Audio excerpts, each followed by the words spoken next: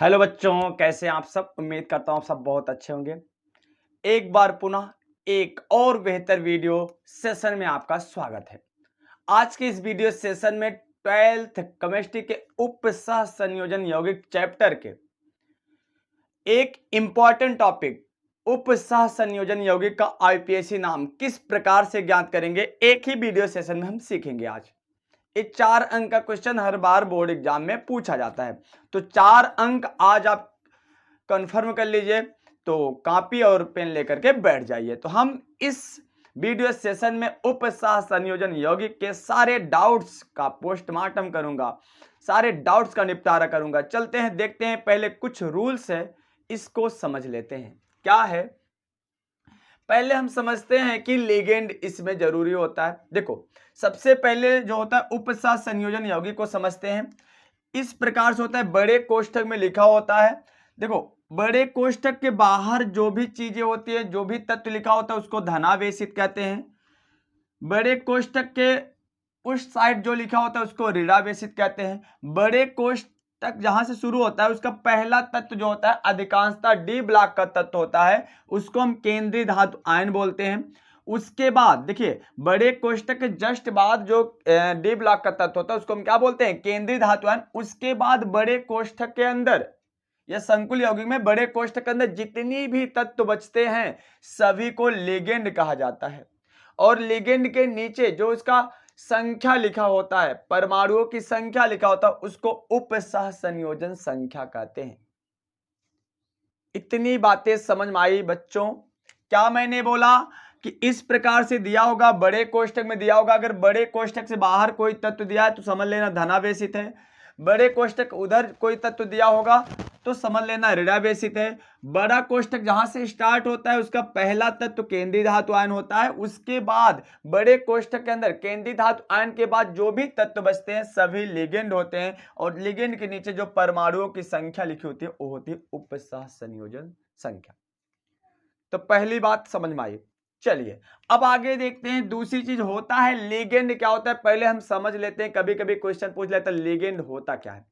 Ligand का मतलब होता है वह कण, कण का मतलब परमाणु हो सकता है, अणु हो सकता है, आयन हो सकता है, जो केंद्रीय धातु आयन को इलेक्ट्रॉन युग्म देकर, माने जो केंद्रीय धातु आयन होता है इसको इलेक्ट्रॉन युग्म देकर के उप सह संयोजक बंध से बंधा होता है। आप जानते हो जब इलेक्ट्रॉन युग्म कोई दान देता है तो उसके बीच जो बंध बनता है, कौन सा बंध बनता है, उप सह संयोजक बंध से बना होता है। तो फिर एक बार समझ लेते हैं क्या डिफिनीशन इसका लिखेंगे। वह कण, कण में क्या आएगा, परमाणु, अणु या आयन, जो केंद्रीय धातु आयन को इलेक्ट्रॉन युग्म दान देकर के उससे उप सह संयोजक बंध द्वारा जुड़ा होता है, लिगेंड कहलाता है। देखो, लिगेंड 3 प्रकार के होते हैं, धनावेशित, ऋणावेशित, उदासीन लिगेंड।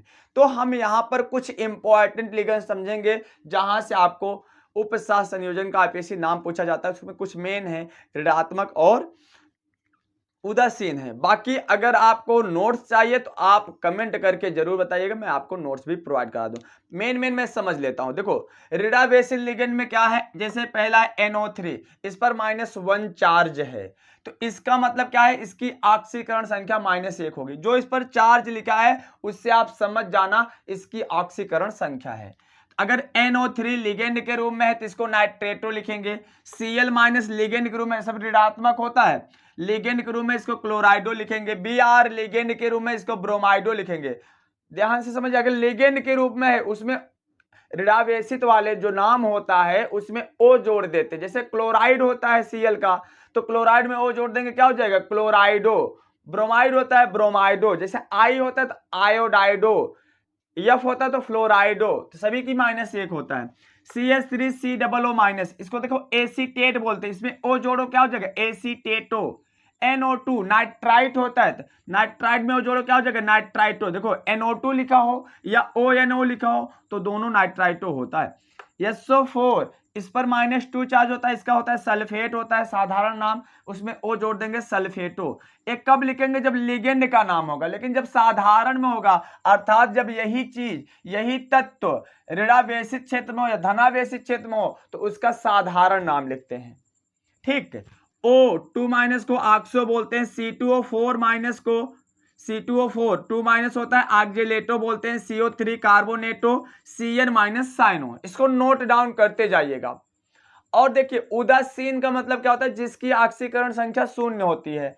जैसे EN, अगर EN लिखा है तो एथिलीन डाई एमीन, H2O लिखा है तो एक्वा होता है, NH3 लिखा है तो एमीन होता है, PY लिखा है तो पिरिडीन, DIPY लिखा है तो डाई पिरिडाइल होता है, PH3 माने फास्फीन होता है, PPH3 होता है तो डाईफेनिल फास्फीन होता है, CO दोनों कैपिटल में रहेगा। देखो एक C स्मॉल O होता है तो कोबाल्ट होता है। समझ में आया? कहने का मतलब कोई तत्व होता है अगर उसमें दो तत्व हैं, दो अक्षर हैं, किसी तत्व में दो अक्षर है तो पहला कैपिटल में, दूसरा क्या होता है स्मॉल में, लेकिन दोनों मिला करके है, दोनों कैपिटल में रहेगा, CO कार्बोनिल बोलते हैं। ए उदासीन होता है, ए रिडावेसिल लिगेंड होता है। इतना नोट डाउन करना, अच्छे से समझना, यही आगे यूज होगा। इतनी बातें समझ में आई। अभी और हम समझते हैं, अगर जब हम केंद्रीय धातु आयन का नामकरण करते हैं, जब हम आईपीएसी नामकरण करते हैं उपसा संयोजन यौगिक का, तो पहले हम देखते हैं संकुल यौगिक धनावेशित है कि ऋणावेशित। याद रखना, अगर संकुल, अभी बताएंगे संकुल यौगिक कब धनावेशित होगा कब ऋणावेशित होगा। देखो धनावेशित कब होगा, जैसे इधर धनायन है तो धनायन हटेगा, इधर क्या हो जाएगा ऋणायन, अर्थात संकुल यौगिक ऋणावेशित हो जाएगा। याद रखना, जब धनावेशित क्षेत्र दिया हो तो समझ जाना संकुल यौगिक जो है क्या होगा, ऋणायन होगा। अगर ऋणावेशित क्षेत्र दिया हो तो समझ जाना संकुल यौगिक क्या होगा, धनायन होगा। बातें समझ में आई? धनावेशित क्षेत्र का मतलब कोष्टक के पहले तत्व दिया होगा, ध्यान समझना। अगर धनावेशित दिया होगा तो ऋणावेशित नहीं दिया होगा, ऋणावेशित दिया होगा तो धनावेशित नहीं दिया होगा। इससे आप समझ जाओगे धनावेशित है तो इसका मतलब संकुल यौगिक ऋणावेशित हो जाएगा। अगर ऋणावेशित क्षेत्र दिया है तो मतलब संकुल यौगिक क्या हो जाएगा, धनावेशित हो जाएगा। तो अगर संकुल यौगिक धनावेशित है तो केंद्रीय धातु आयन का उसका साधारण नाम ही लिख देंगे। जैसे Fe है, Fe माने आयरन होता है तो उसका साधारण नाम लिख देंगे। लेकिन याद रखना, जब कभी भी संकुल यौगिक आ जाए ऋणावेशित तो उसका लैटिन शब्द नाम लिखते हैं। लैटिन शब्द कैसे नाम लिखेंगे, तो उसके नाम में एट जोड़ देंगे।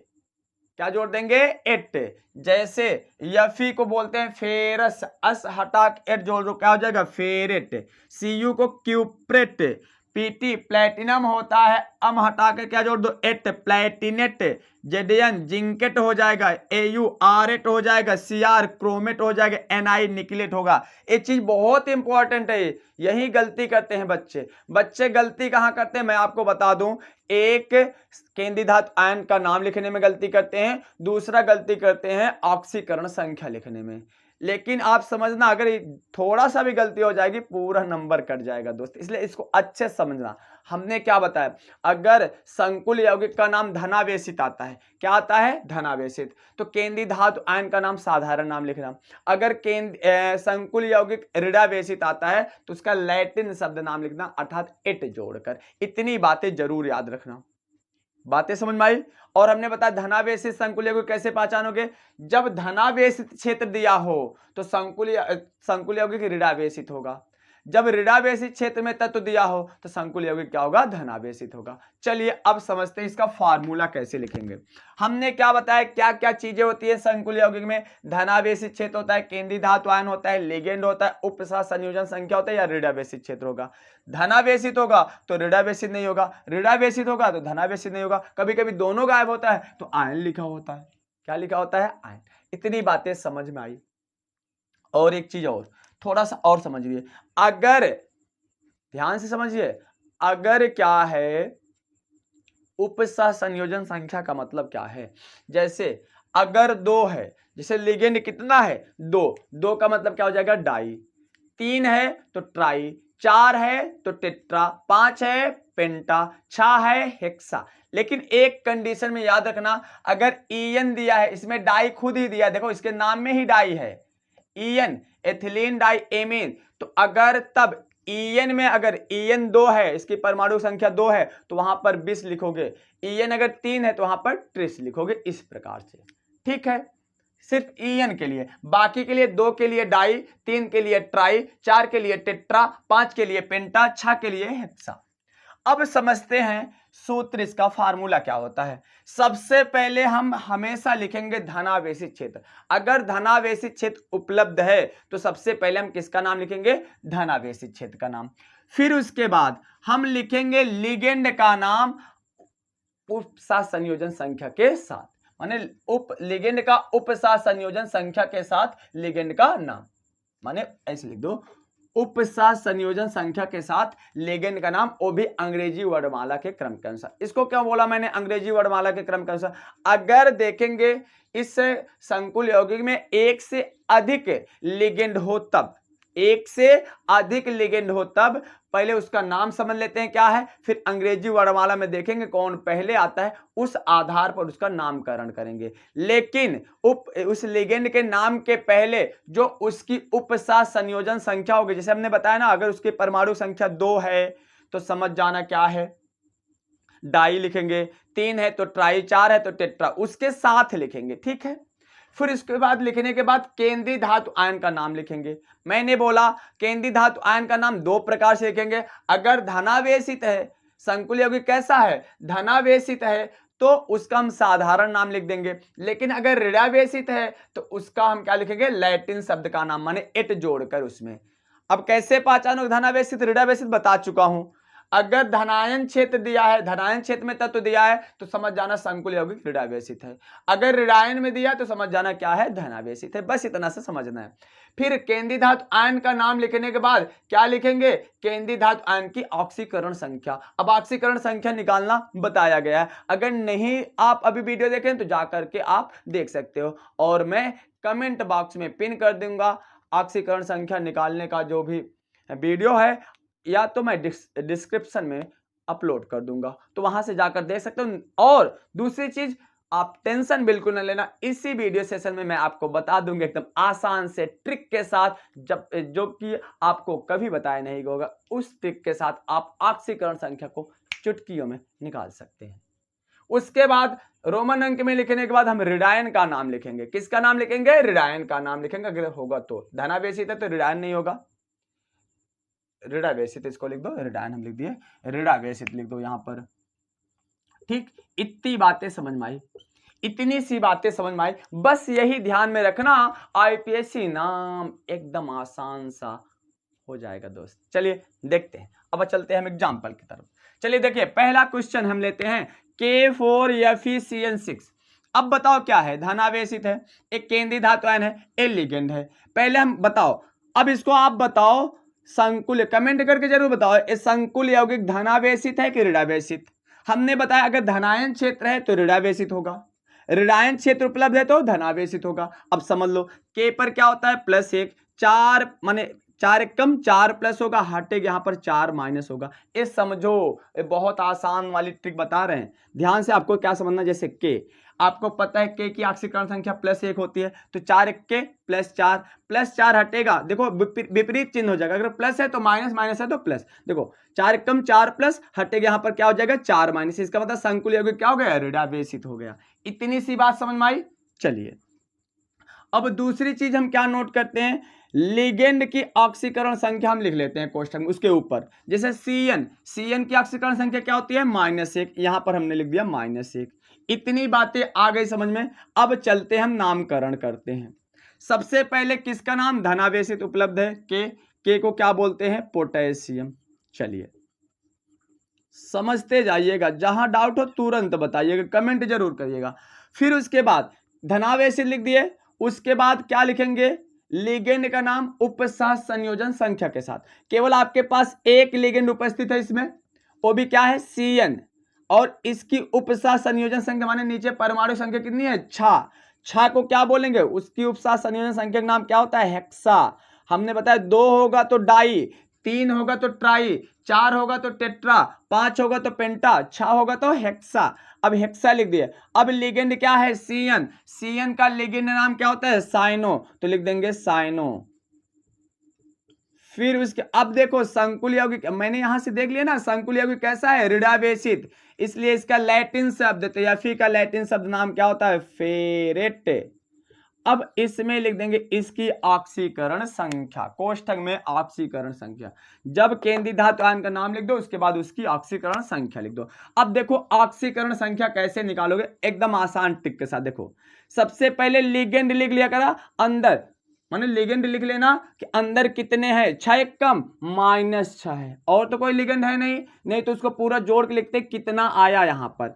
फिर हमें लाना कितना है, जितना इसका क्या हो आयन, इस संकुल यौगिक आयन हो, उसको नीचे लिख दो -4।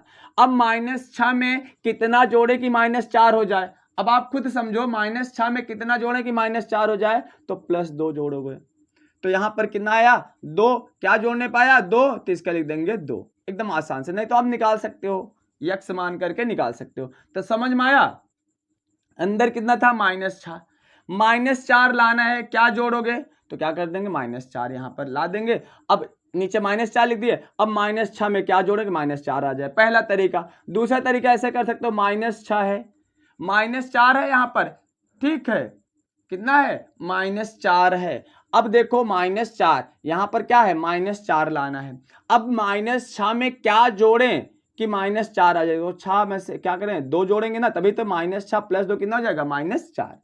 इस प्रकार से ऑक्सीकरण संख्या निकाल सकते हैं। चलिए अगर आप लोग जल्दी से कमेंट करके बताइए इसका ऑक्सीकरण संख्या, इसका आईपीएसी नाम क्या हो जाएगा। अब यहां से बताओ आप, धनावेशित तो है नहीं, यहां पर क्या है ऋणावेशित है। ऋणावेशित क्या है Cl, Cl पर -1 चार्ज होता है, 2 Cl है, 2 एक कम -2, मैंने बताया माइनस हटाओगे तो क्या हो जाएगा प्लस। अगर ऋणावेशित है तो धनावेशित हो जाएगा, धनावेशित है तो क्या हो जाएगा ऋणावेशित।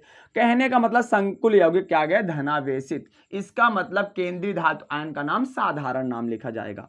अब सबसे पहले धनावेशित तो है नहीं, छोड़ो इसको, अब आ जाओ लेगेंड से शुरू करो, और लेगेंड आपके पास एक ही है। और NH3 क्या होता है उदासीन होता है, और उदासीन की ऑक्सीकरण संख्या क्या होती है 0 होती है। इतनी बातें समझ में आई। अब देखो एक ही लिगेंड है, सबसे पहले लिगेंड का नाम लिखेंगे, लेकिन लिगेंड के नाम लिखने से पहले उसकी ऑक्सीकरण संख्या उसकी उपसाथ संयोजन संख्या लिखते हैं। तो इसकी उपसाथ संयोजन संख्या कितनी है 6 को बोलते हैं क्या हेक्सा। अब NH3 का नाम वहां से देखो क्या होता है एमीन, तो हेक्सा एमीन होता है, एमीन हो जाएगा। अब कोई लिगेंड नहीं है, अब केंद्रीय धातु आयन का नाम लिख देंगे, क्योंकि संकुल यौगिक क्या है धनावेशित, इसलिए इसका साधारण नाम निकिल ही हो जाएगा। फिर इसके अंदर इसकी ऑक्सीकरण संख्या हम लिखेंगे। ऑक्सीकरण संख्या कैसे निकालोगे, फिर देखो समझो, अंदर पहले देखो लिगेंड कितना आयन है 6 0 है, और लाना कितना है +2, 0 में कितना जोड़े कि 2 आ जाए, 2 जोड़ो, तो यहां पर हो जाएगा 2।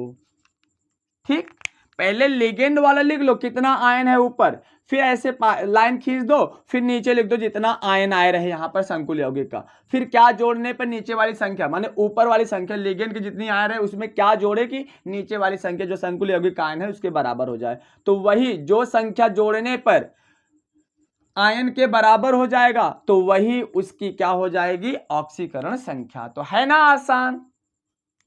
चलिए, और उसके बाद क्या होता है, अब ऋणावेशित है तो ऋणावेशित के नाम Cl को क्या बोलते हैं क्लोराइड बोलते हैं दोस्त। ठीक, चलिए अब अगला देखिए, अब ना तो धनावेशित है ना तो ऋणावेशित है, कोई बात नहीं। तो आप कहोगे सर जी अब कैसे पता पाएं क्या है, तो नहीं पता पाना तो इसको 0 होता है याद रखना, कोई आयन नहीं दिया तो ना मतलब 0 है, यही तो होगा ना। अब क्या करेंगे, अब CO कार्बोनिल क्या है उदासीन लिगेंड है, इसका क्या हो जाएगा 0। अब धनावेशित तो है नहीं, कहां शुरू करेंगे लिगेंड, क्योंकि देखो पहला तत्व जो होता है केंद्रीय धातु आयन होता है, इसके बाद जितने भी कोष्ठक बनते हैं सभी लिगेंड होते हैं। तो कहने का मतलब CO है एक ही क्या है लिगेंड है। अब इसकी उपसाथ संयोजन संख्या कितनी है 4 को हम बोलते हैं क्या है टेट्रा, 4 को क्या बोलते हैं टेट्रा। अब टेट्रा लिख दिए, CO को क्या बोलते हैं कार्बोनिल, लिख दिए कार्बोनिल, लिगेंड नाम हो गया। अब इसकी क्या लिखेंगे केंद्रीय धातु आयन, क्योंकि 0 उदासीन है, ना तो धनायन ना तो ऋणायन, तो माने 0 धनायन ही माना जाएगा, तो इसका साधारण नाम क्या लिखेंगे निकिल। अब ऑक्सीकरण संख्या लिखेंगे 4 0 0, लाना भी है कितना 0, 0 में क्या जोड़े 0 आ जाए 0 ही जोड़ोगे, तो आ गया ऑक्सीकरण संख्या 0 इसका। है ना आसान। चलो इसको आप जल्दी बताओ, यहां पर क्या है धनावेशित, तो संकुल यौगिक कैसा हो जाएगा ऋणावेशित, के पर कितना होता है +1, 3 एक के 3 प्लस, तो यहां पर क्या हो जाएगा संकुल यौगिक 3 माइनस। ऐसे ही लिखते हैं, अगर धनावेशी क्षेत्र है जितना प्लस होगा उतना संकुल यौगिक माइनस हो जाएगा, अगर ऋणावेशित है जितना संकुल यौगिक ऋणावेशित होगा उतना क्या हो जाएगा धनावेशित हो जाएगा। इससे पता हो गया संकुल यौगिक धनावेशित है कि ऋणावेशित है। अब देखो सबसे पहले, अब यहां पर पहले लिख लेते हैं केंद्रीय धातु आयन की ऑक्सीकरण संख्या C2O4, C2O4 की कितनी होती है -2, तो यहां पर मैंने लिख दिया -2 इसके ऊपर। अब हल करो इसको, K3, के को क्या बोलते हैं पोटेशियम, इससे नहीं मतलब है, यहां पर मत लिखना उपसा संयोजन संख्या के है तो 3 ट्राई लिख दो, सिर्फ लिगेंड में उपसा संयोजन संख्या लिखेंगे नाम। देखो के को हो जाएगा पोटेशियम, फिर ठीक पोटेशियम हो जाएगा। उसके बाद यहां पर समझो, अब हम लिखेंगे किसका नाम, लिगेंड का नाम। लिगेंड क्या है C2O4, C2O4 क्या बोलते हैं ऑक्जेलेटो, लेकिन उससे पहले उसकी उपसा संयोजन संख्या कितना है 3, 3 को क्या बोलते हैं ट्राई, फिर ऑक्जेलेटो, ऑक्जेलेटो, फिर उसके बाद क्या लिखेंगे केंद्रीय धातु आयन का नाम, क्योंकि क्या है संकुल यौगिक ऋणावेशित है इसलिए इसका लैटिन शब्द नाम लिखेंगे। तो Cr को क्या बोलते हैं क्रोमेट, तो क्या लिख देंगे क्रोमेट। फिर इसके बाद इसकी ऑक्सीकरण संख्या कैसे निकालेंगे, मैंने बताया ना पहले संकुल, देखो लिगेंड में कितने आयन है 3 दूनी -6 और संकुल यौगिक का कितना है -3, -6 में क्या जोड़े कि -3 आ जाए, तो 3 जोड़ने पर आएगा, तो यही जो जोड़ने पर आए संकुल यौगिक का आयन के बराबर हो जाए वही उसकी ऑक्सीकरण संख्या होती है। तो 3 आ गया तो यहां पर हो जाएगा 3, इतना आप नोट कर लीजिए।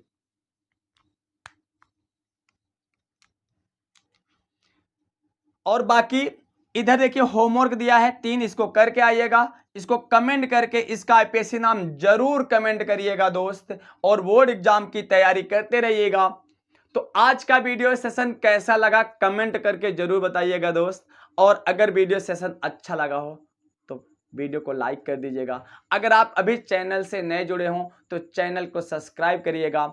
ऐसे ही बोर्ड एग्जाम की इंपॉर्टेंट टॉपिक हर चैप्टर की आपको मिलती रहेगी, ऐसे ही प्यार और सपोर्ट आप बनाए रखिएगा।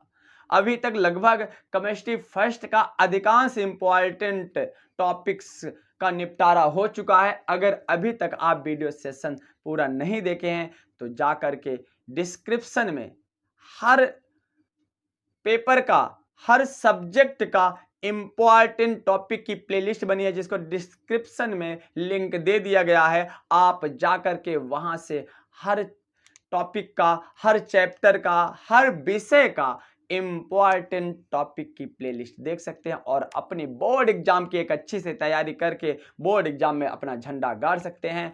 फिर मिलते हैं एक और ऐसे ही बेहतर वीडियो के साथ, तब तक के लिए अपना ख्याल रखिए दोस्त, खुश रहिए, मस्त रहिए, मुस्कुराते रहिए और ऐसे ही बोर्ड एग्जाम की तैयारी करके झंडा गाड़ते रहिए। Love you, bye bye, take care, जय हिंद।